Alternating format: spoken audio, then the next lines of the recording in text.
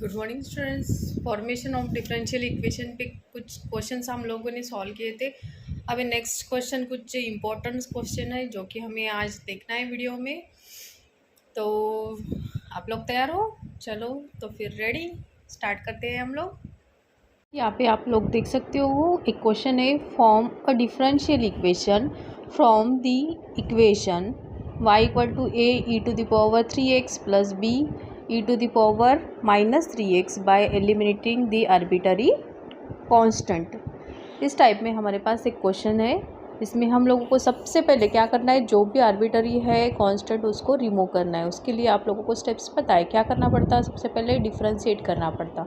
तो यहाँ पे हम लोग लिख सकते हो सॉल्यूशन में लिखना है आप लोगों को गिवन, जो कुछ भी दिया वाला रहता है हमें गिवन करके लिखना है।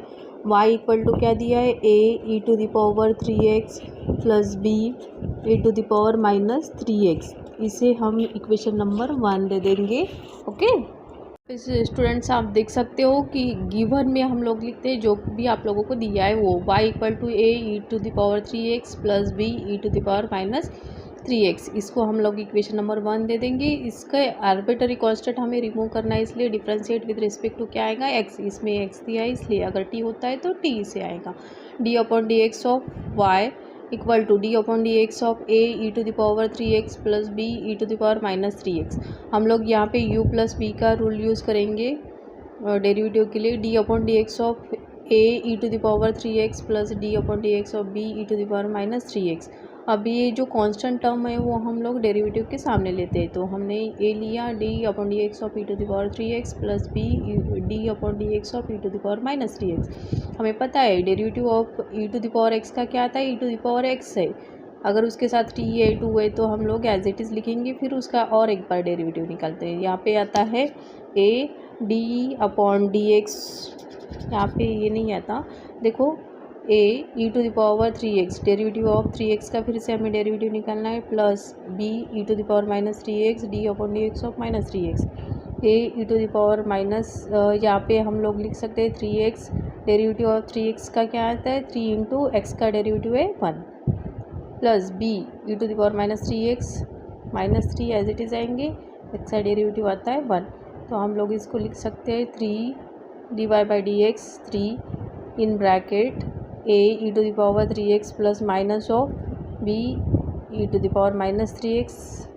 और इसको हम लोग फिर से लिख सकते हैं dy by d x 3a e to the power 3x minus 3b e to the power -3x।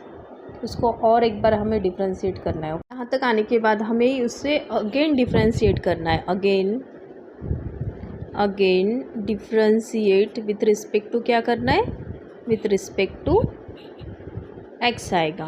तो क्या लिख सकते हैं हम, d upon d x of dy by d x equal to d upon d x of ये पूरी term 3a e to the power 3x minus 3b e to the power -3x।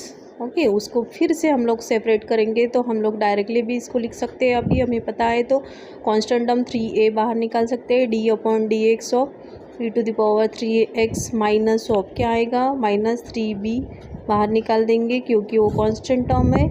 इसका आएगा 3x, यहाँ तक आए।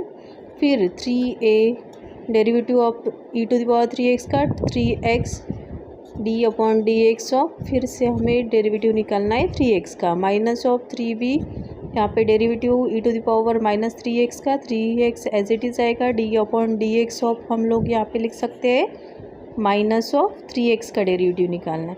तो हमें यहाँ पे मिलेगा 3a e to the power 3x का डेरिवेटिव आ रहा है 3 minus of 3b e to the power -3x -3 का डेरिवेटिव आता है 3x का -3।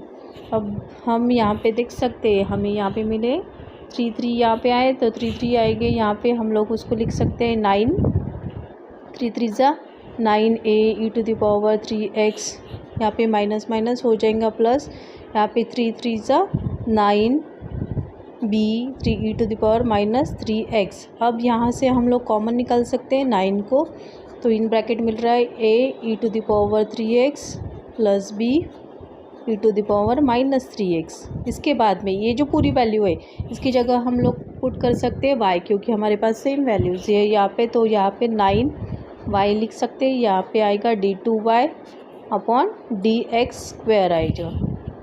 तो हम लोग इसको शिफ्ट करेंगे तो मिलेगा हमें यहाँ पे d2y/dx² - 9y = 0। ये मिल गया हमें। डिफरेंशियल एलिमिनेट किया हम लोगों ने यहाँ पे आर्बिट्ररी कांस्टेंट, और ये हमें लास्ट में सॉल्यूशन मिलेगा। इस तरह से आप लोगों को ये क्वेश्चन सॉल्व करना है। This is the required differential equation. Okay student, इस टाइप से आप लोग उसको सॉल्व कर सकते हो। ओके।